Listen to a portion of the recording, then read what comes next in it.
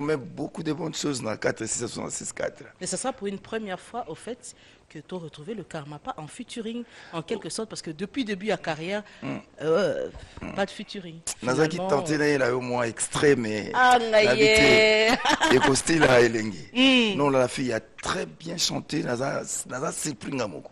Mais qu'est-ce qui se passe? Pourquoi aller chercher une fille ailleurs alors que tu as une fille auprès Bon, de toi et plein ici c'est au pas moi Congo? qui suis allé là-bas. Mhm, Bangonde Bayaki vers moi. Il voulait vraiment que Bango peut pas comme l'esprit à côté de moi qui est africain dans la musique na mhm, bango mhm. et penser que musique congolaise c'est non bango les a berceau penda ya musique africaine même aux obeta malelo so holandi landi okuta musique congolaise na mikuwa nango quoi donc balinga ki ba betani basa ne mélange ya funk na un peu ya rumba batala que ça va donner mais en tout cas Mhm. bokoyo kaka Mais oyembi kaka na lingala au moins. nayebi na lingala po anglais oyebi kaka Ezala même poto munoko na biso mpe ekendaka te. voilà nga nayebi na lingala yayembi na anglais et donc vraiment oyoka yango kaka Alors là, 4 666 4 Autorobeta Lisolo Nangolelo, car notre invité, le Karmapa, le roi, est avec nous. C'est un bonheur, un privilège. Et Nabandi Nangonga Oyo, avant d'y poser un fauteuil, canapé de luxe, nae femme d'affaires, avant d'Eliango, Aruta Labiso Babinge, Popo Lelandu, femme d'affaires. Eh, Batikao. Pour Nayara Mabena, Etali, Popo Lelandu, Nayara Mabena, Etali, Irène Tsona, Maman na Marco 6. Maman na Marco 6, Irène Nsona, Vandeli Biso, Balobi le roi, Azana Biso et Longo, Isaïe Sengo. Mais alors, en revenant un petit peu dans les solos à lobby, concert à lobby, parce qu'il y avait plusieurs autres artistes, il y a un tempérament et artistiquement parlant, il y a Karma Patan au Vandebi qui va m'oublier à Obeta. Esprit Zalranini, parce que je crois qu'il y aura différents na so Obeta Yomoro. non mais na cultiver kaka esprit ya bolingo c'est à dire que nga na te yaka ngo kutu à chaque fois nazwa occasion ya koleka na télévision ameka kote ya mwa moke bolingo quoi c'est à dire que so biso nyonso tokomolingana tosala biloko ya malamu ebele parce que omona ala misusu x aza na mayele moko oyo y aza nango te etango bakoma okutana balinganaka bazosangana kolingana eza obligatoirement kokutana mpe quoi ntango bakutana mona moko apesi eloko aza nango oyo mosusu apesi eloko aza nango ekopesa peut-être eloko mwa malamu ezaka malamu mpona musique na biso ke liboso mais ntango bolingo ezalaka te omona x aza na oyo ayema te mais bon namoni musique yango mpe komochange mwa moke parce qu'il y a maintenant des jeunes talents, jeunes ou épico révolutionnaire avec esprit na bango. Mukolo so holandité moi mon boulot donc vraiment musique les locaux na bolingo. Tout le monde a jeune malgré moi tiraillement et pas il n'est pas aimé esprit za na bango ya bolingo.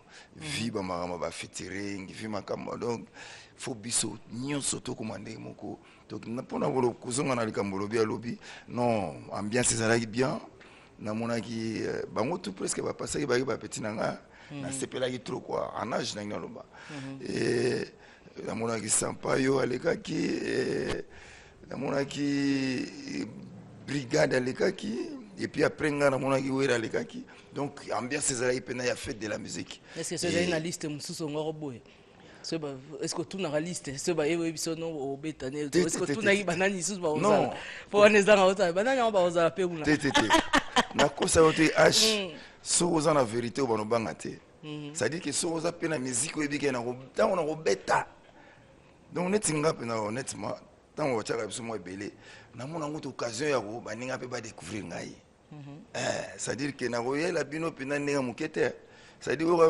rumba me na forme mosusu donc c'est ça au photo lakisaka so toza lisanga mete ke koboya moninga te liaka kobetela o mwa bien moninga mpe asepela c'est ça c'est esprit onga nalinga na tout cas esprit oyo naboya napona te oyo nyonso akotya tokutanaka tobeta. Ah, attends, ça c'est une bonne chose. Pour bien bolinga raboué, tout na blora raboué, ça les bien. Mon gars Fabrice formule magique, tozo zéro kanakin, soit le bienvenu langango. Mais alors, avant d'évoluer, parce que grand événement mon sous Ezali, le 26 juin, chers amis, je vous informe déjà, émission spéciale avec Claudicia. Ça sera en direct la Halle de la Gombe et sur demande. Non, c'est pas là kaka na na studio, la moni email kwelinga qui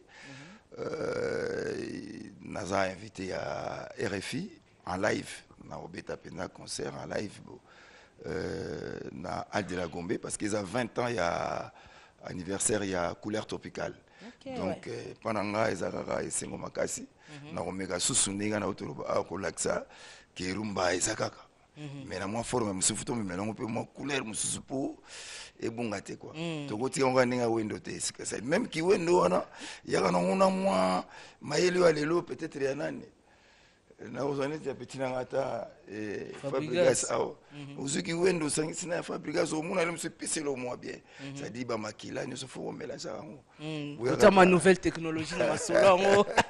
Mais alors en revenant un petit peu à l'album actuel Le Millionnaire, moi personnellement j'ai l'impression comme si et souffrir na promotion pour gagner na zayo ka les millionnaires ba bon on na kati niveau il fallait bêta carton ça. Non les millionnaires là on a sepelé que tant déjà à la fin de l'année parce que c'est le 2 ans à la fin de l'année ceux qui tant on dit que va avec non meilleure chanson il y a né ça mais c'est les députés c'est à dire que ça va et puis qu'est-ce que je veux dire encore on va que Batunion so bazo sepela na eloko pour la mega ko sala mo ba mélange ba rumba ngumba forme belé et on a trouvé que batu ba sepela musique il y a bien il y a un mot ça la promotion il y a un mot qui se fait betika et ko loba yango mongo mais ceux qui ils ont droit kara otindika te faut batindika mo pepela te yango mongo kaka kavu ko pela yango mongo na mona ma diluta ko sala banzimbo ndo mona binaki na tikala au monde jamais bolingo so na 4 666 4 na zolo baki moto ko père ko kufa likola bato belé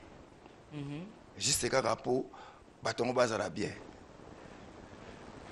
4 666 4 et lingolo ba ngwana moto moko a sacrifié vie na e pona bato belé mais bato bazo mona kaka 666 na angle biblique c'est-à-dire que oh marque diable on n'est rien à voir avec ça.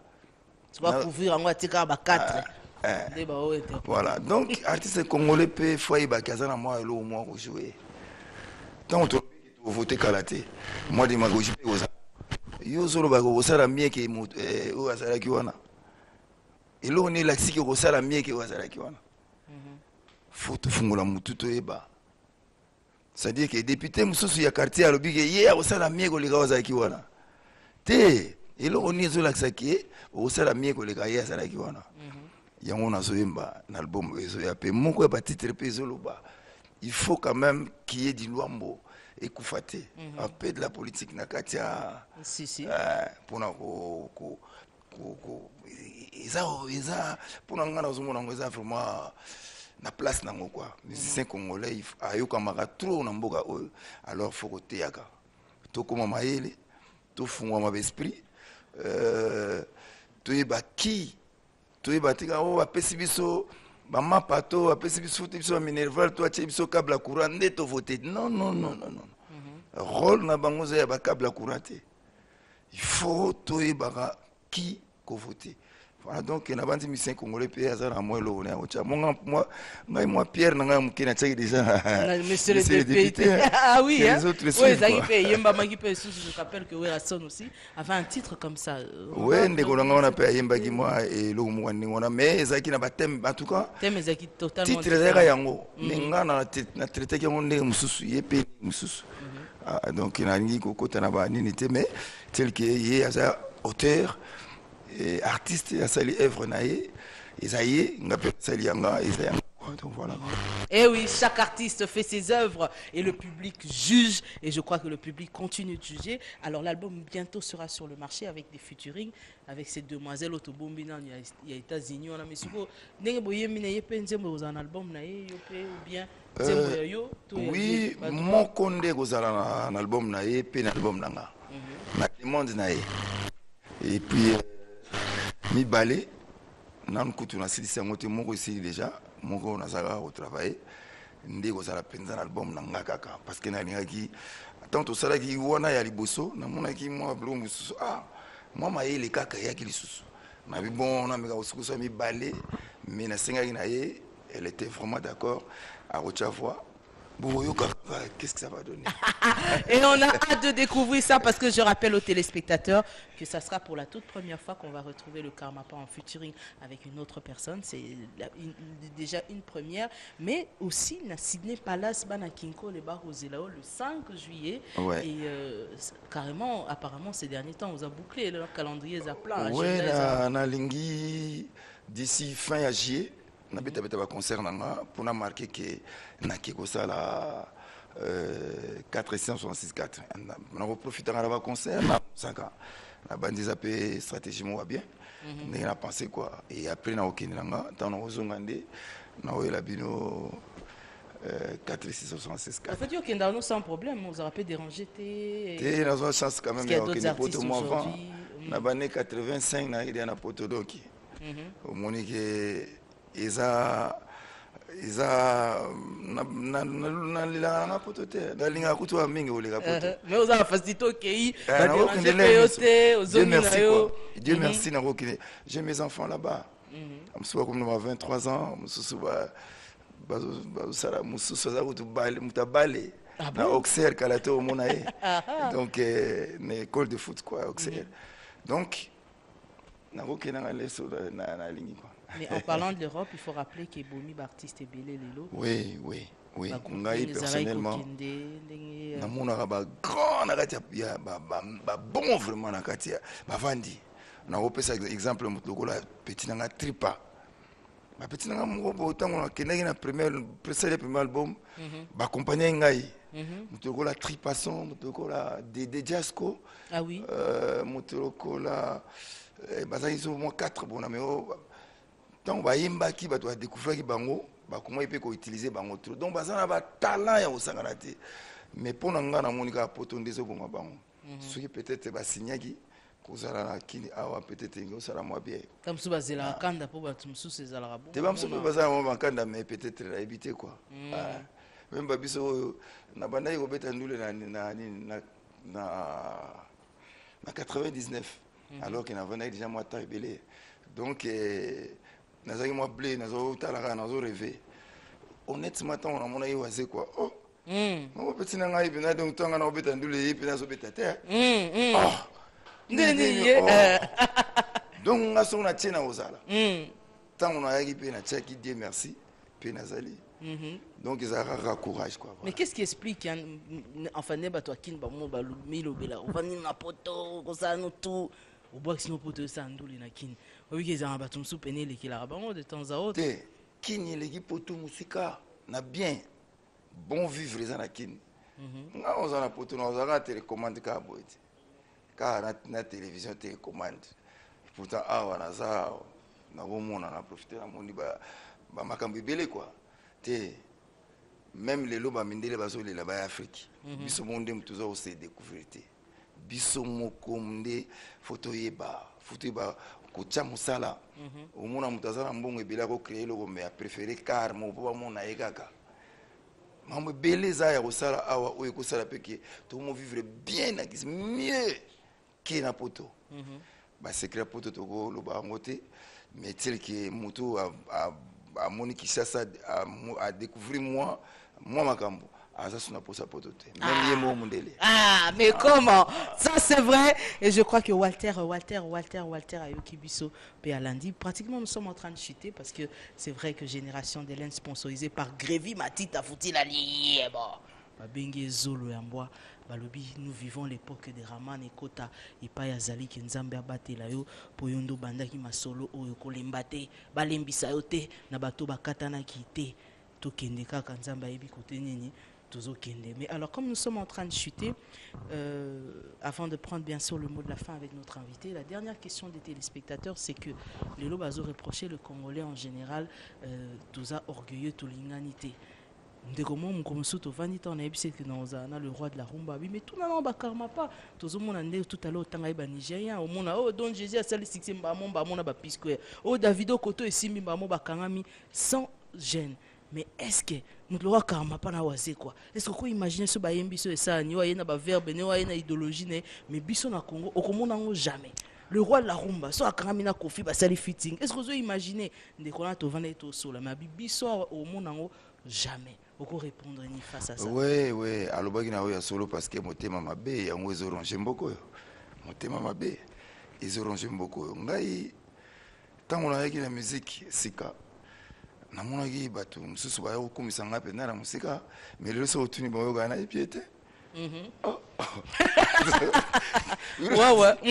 nabimisi je m'appelle toi naza na poto téléphone na liboso ebengai ngai eza ndeko moko ya artiste kaka ya awa mais lelo so otuni yoka na yebi ete lo motema mabe ezorange makambo oyo so tolongoli yango ngai nasaka baeffort personnellement nalinga bato tout sans exception lelo peut-être osala lision oh bopepenaki yo na fe te mon vieux bopepenaki yo na petit na wase kwa te petit na ngai bopepene te bolakisa ngo nde na bafiti nde tomona baninga bolakisa ngo lelo oyo na album ya wase okauti oleka tonga tosala featuring j'étais d'accord sauf que moi emploi du temps epesaki mo mobulu abimiseli ngo na ye. C'est pas grave. Emploi du temps, non, ici. Yangai. Pour créer un rallye comme emploi du temps, au contre-temps, on a voyagé. Non, c'est ce qu'ils ont dit. Emploi du temps. Nazaki na 5 mois au salon on a et puis ce qui expérience on et l'oublier s'est répété et ça et enfin et 5 ans ils ont asusu et na au salon. Donc bolingo kwa soke koti entre biso beaucoup de choses ont changé ma solo belle. Ça c'est vrai. Et belé, batouana bat talent et belé makasi namboko. Mais ningo tchango service ya moki mobimate. Ngai kaka.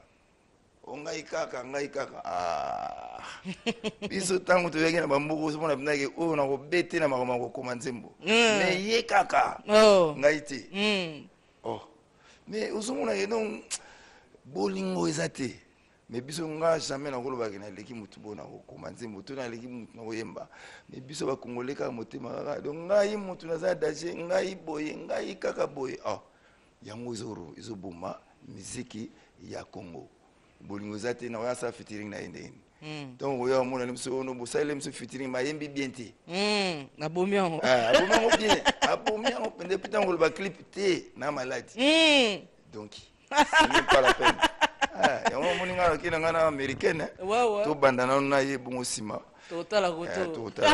Merci beaucoup.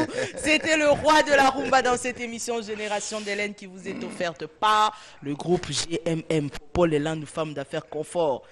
Kitoko Irène Nsona maman na makosis na banzi oyoki et bongo mbote mingi na Angèle Mazele merci na otala biso toujours le designer 4 coins Kandala Mikolo Sangote Alain Kalema. Alors un dernier message na non dernier message ezaka que le 26 na Alde la Gombe le 30 juin na epai ya festival à Chango ba inda mamotele yango na Chango wana. Et puis le 5 juillet na Sydney Palace. Bato no sobalinganga marche ezali marche ya santé ti na kinkole kuna pona to sangala biso nyoso kuna et puis na pesika mbote na Rami Amisi place azali violanga propre mbote belé na pesi mbote na Jojo Mandiki Mapata. Oh, Mapata. On a donc sponsor numéro 1 à 4666. Jojo Mandiki. Je dirais même qu'il y a des producteurs là, sauf que t'as là. Les petits nez mais on lui a tellement manqué. Ouais. Et puis na kuibisa moi complexe il est raté. La grenouille qui na bengi na ligolo do alinga kuma munene koleka ngombe suka pasukaki kwa akufaki atuka fo makambo ebele ezala ebele Rami Amisi mbote na pesi na bosanite match